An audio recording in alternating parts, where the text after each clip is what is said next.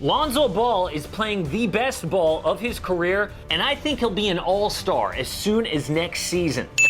He's still got the best court vision in the NBA, but now he's bombing from three. 7 trays, 3 times through 62 games. He didn't do that once in 2 years as a Laker. A lot of people never thought he'd get here.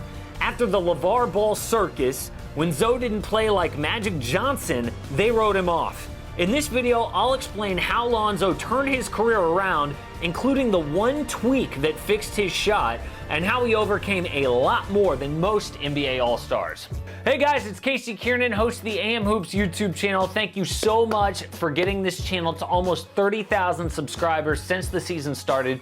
Hit subscribe if you don't already. Coming out with 5 quality NBA videos, Monday through Friday, always dropping at 6 Eastern. Say what's up on Twitter at Casey Kiernan or over on IG at AM Hoops. Lonzo Ball's career is a great example of how stupid expectations are when it comes to the NBA draft. Every year, experts come up with comparisons, and it's always, oh, he's the next LeBron James. He's the next Steve Nash. He reminds me of Dwayne Wade. He's the next Kevin Durant. Stop it with these 19-year-olds. The hype that creates is unrealistic. In reality, rookies are almost never win now. LeBron James, Zion Williamson, Luka Doncic. That's like 3 dudes out of hundreds. Even Giannis needed 4 years to average over 20 points per game. Giannis. And he's a freak. That's what happened to Lonzo Ball when he came into the league. He could be Magic Johnson for the Lakers. Oh, and it doesn't help when the actual Magic Johnson says this. The new face of the Lakers, the guy who I think will lead us back to where we want to get to. You look to your right, there's some jerseys hanging on that wall. We expect a Ball jersey hanging up there one day, all right? All right, good. Oh my God, you feel for Lonzo in that moment. It's like, well, thanks, Magic. No pressure, right, to put on your rookie. And when he goes out there and plays like a rookie, people start throwing the bust label around. Was he a bust, or were there unrealistic expectations of him a bust? Most players, even the number 2 overall pick, need years to develop. People have expectations like they're all gonna be LeBron James or Zion Williamson. That's ridiculous. Almost every player needs years to grow. That's why I always say high draft picks do not help on NBA championship teams. Do not get it twisted. Just because you saw some kid play well in March Madness or around players who will never make it to the NBA, they're not gonna play well on an NBA title team. That's why the Warriors should trade this top pick they're about to get. This kid, I don't care who he is not going to help them for like 2 to 3 years, but that's another video. Bottom line with Lonzo, media coverage and expectations from him were unfair from the beginning. Is that on him? No. A lot of it is on this guy. From the words of Zeus, Jesus, everybody said he's gonna be a Laker. But everybody wanna quiet me up. Why you worried about me? I'm sitting in the stands while my son is whooping that tail. How many years did you play all 4 years in high school? I played all, well, see, in high school, went from 10th grade. 10th grade. You don't even go 4 years. That was the perfect answer. Shoot. Did you play all 4 years of high school? What did that? Yep, Lonzo had to overcome a buffoon for a dad. I'm not gonna say that LeVar Ball is a good or bad dad because I have no idea about that. But what I will say is he was bad for Lonzo's NBA career. He did not get Lonzo to the NBA. Lonzo got Lonzo to the NBA. And here's what I mean. Everyone out there has somebody in their life that they wish would do better. You give them advice, you listen to them, you check up on them.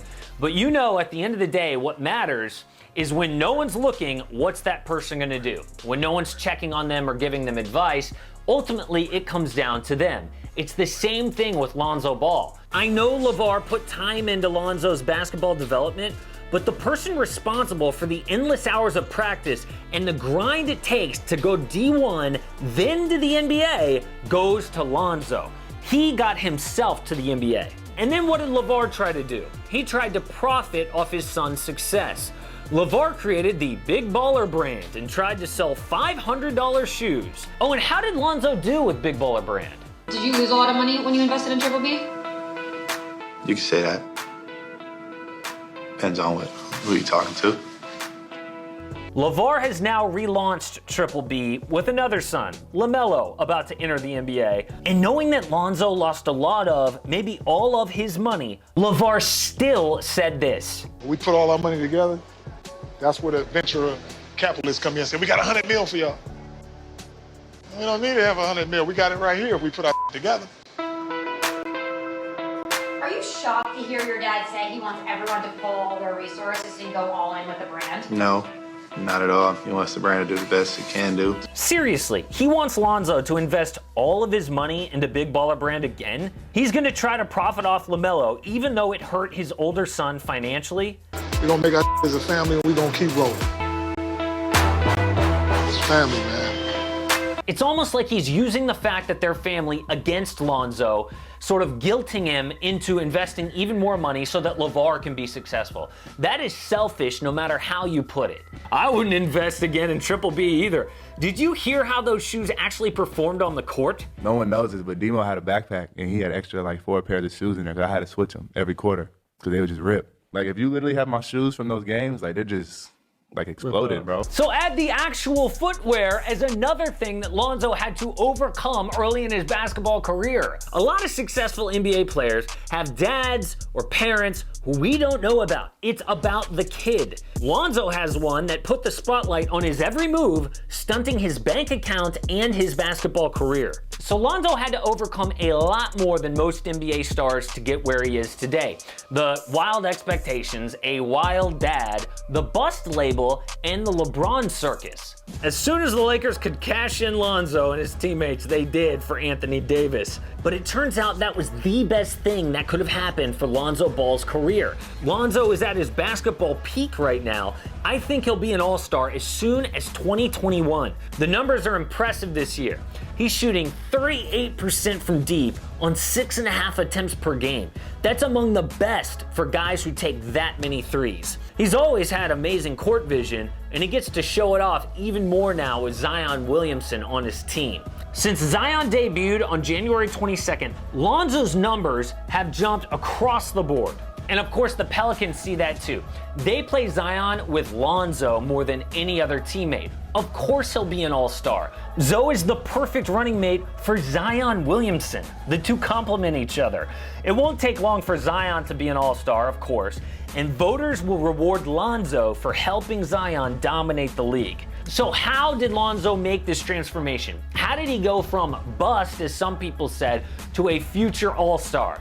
Yes, playing with Zion helps, but the other reason that the Pelicans are the perfect team for Lonzo is Fred Vinson. Who? Fred Vinson is the Pelicans' shooting coach. Lonzo's shooting stroke was awful coming into the league. It was uglier than Charles Barkley's golf swing, and that's ugly. Because of that and the unfair spotlight on him, Zoe was hesitant. He was passive. He was scared to shoot the ball. It's a big reason he's not a Laker anymore, and Kyle Kuzma is. And you know what? Good for Lonzo. He got to New Orleans, and it was clear immediately the effect moving had on his shot.